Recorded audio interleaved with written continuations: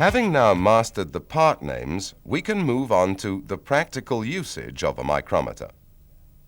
Adjust the gap between the anvil and the spindle until the workpiece to be measured will fit loosely into the gap. Notice how the micrometer is being held. Turn the thimble until the spindle and the anvil contact the workpiece. Using the ratchet to turn the thimble will prevent you from over-tightening.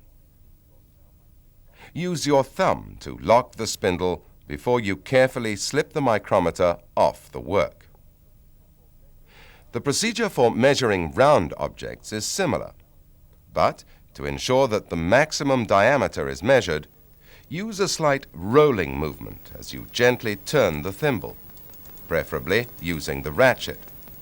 Again, lock the spindle and carefully remove the micrometer from the work.